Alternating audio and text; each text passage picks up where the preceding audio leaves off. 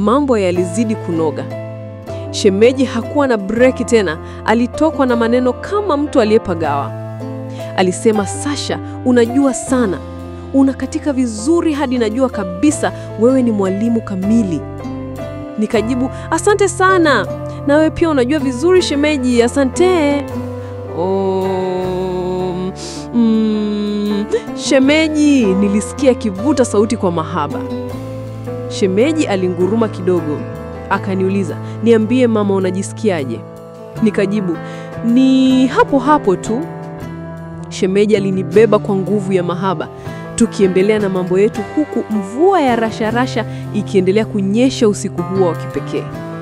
Tulifurahia usiku mzima, na dada alikuwa amelala fofofo kutokana na uchovu wa safari. Hakujua kilichoendelea hata kwa sekunde moja. Baada ya kumaliza, tuliingia bafuni kuoga. Tulipojifuta maji na kujiandaa, shemeji alitaka kuondoka. Lakini alipofika mlangoni, alirudi tena, akanikumbatia kwa upendo na kunibusu. Nilishangazwa na ukaribu wake. Tayari alikuwa anaanza kuniteka kihisia. Nilikaa kimya, lakini moyoni nilikuwa na furaha kubwa. Nilijikuta nikimpenda sana shemeji. Sikupenda kuwa mbali naye hata kwa dakika moja. Alikuwa na kitu cha kipekee. Usiku huo nililala kwa furaha sana. Asubuhi ilipofika, niliamka, nikaoga, kisha nikatoka kwenda kuandaa kifungua kinywa. Nilimkuta dada tayari kashaandaa kila kitu. Aliniambia, nenda vaa kabisa, kisha njoo tukinywe chai. Leo acha nikuhudumie, umefanya kazi nyingi. Nikatii. Nilienda chumbani, nikavaa vizuri na kurejea mezani. Nilimkuta shemeji, dada na Valentino tayari wamekaa mezani wakifurahia kifungua kinywa. Nikakaa, nami nikaanza kula nao. Shemeji alinipenyezea jicho la kipekee. Niliinama nikijifanya kama sijaona chochote, lakini moyoni nilitetemeka. Baada ya kumaliza, tuliingia kwenye gari. Mimi, Valentino na shemeji. Dada alisema ataondoka baadaye kuelekea kwenye biashara zake. Tulimpikisha Valentino shule, kisha tukabaki mimi na shemeji ndani ya gari. Shemeji, Sasha wangu, alinigeukia, niambie unajisikiaje? Nikajibu, nilalo sasa. Shemeji, Alex anakupenda sana, alisema kwa sauti ya upole. Asante, nami nakupenda pia, nikamjibu kwa tabasamu. Kisha akasema, niambie chochote nitakufanyia. Nikacheka kidogo, najua huwezi kushindwa shemeji. Akanikazia macho, usiniite shemeji, niite Alex. Tukiwa wawili, niite mpenzi. Nikatikisa kichwa kwa tabasamu. Sawa mpenzi. Alichukua mkono wangu, akaupandisha mdomoni na kunibusu. Nilihisi joto la ajabu. Nikamuuliza, Alex, unanifanya nini? Mbona najihisi tofauti? Alijibu, sio mimi, ni moyo wako mpenzi wangu. Moyo hufuata hisia zake za kweli. Niliduaa kwa muda. Kisha nikamwambia, Alex, najikuta nakupenda sana.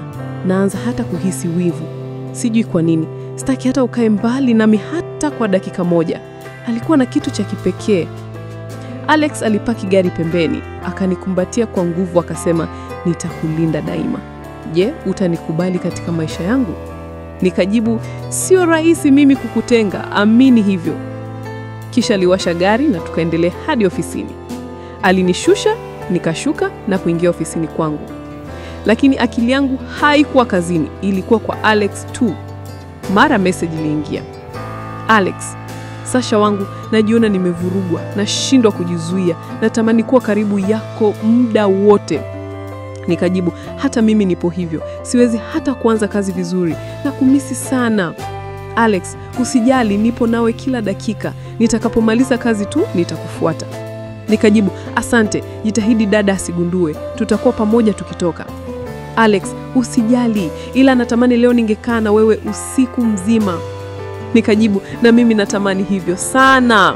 Alex, huyo dada yako hata kawia, akisafiri tena tutakuwa huru kabisa. Muda ulisogea taratibu hadi saa za kutoka. Nilihisi kama miaka, sio masaa. Nilipotoka kazini, nilimkuta shemeji amenisubiri getini akiwa amepaki. Aliniongelesha kwa macho. Nilimkimbilia nikamkumbatia. Nimekumisi sana, nikamwambia. Nami pia mpenzi wangu. Haya, tuingie gari kabla hawajatuona. Tuliingia gari na kuondoka. Safari yetu ikatupeleka ufukweni mwa bahari. Alex akasema, Sasha, natamani dunia ibaki mimi na wewe tu. Nimebanwa sana.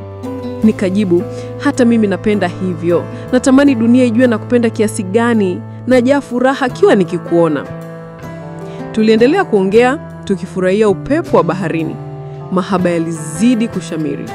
Muda ulisogea sana, tukajikuta tunarejea nyumbani. Njiani Alex aliona duka la maua. Alipaki, akanunua maua, akayaleta kwangu. Nilifurahi sana. Nilijisikia kuwa wa thamani sana kwake. Tulipofika nyumbani, kila mmoja alienda chumbani kwake. Nilichukua maua nilioletewa na kuyaweka kwenye chupa ya maji. Baada ya hapo, nikaoga, nikabadili nguo, kisha nikaenda seluni kumsalimia dada. Nilimkuta anapanga meza kwa ajili ya chakula cha jioni. Nikasema, dada, naomba nikusaidie, utakuwa umechoka. Akajibu, hapana mdogo wangu, leo nimepumzika mapema, wewe kaa tu upumzike. Nikajibu, basi ngoja nimuite Valentino chumbani kwake. Ndiyo, muite, aje. Dada akasema. Nilipoelekea kwenye korido ya kuelekea chumbani kwa Valentino, ghafla nilikutana uso kwa uso na Alex. Akanivuta taratibu upande wa pili, akaanza kuniongelea kwa maneno ya mahaba.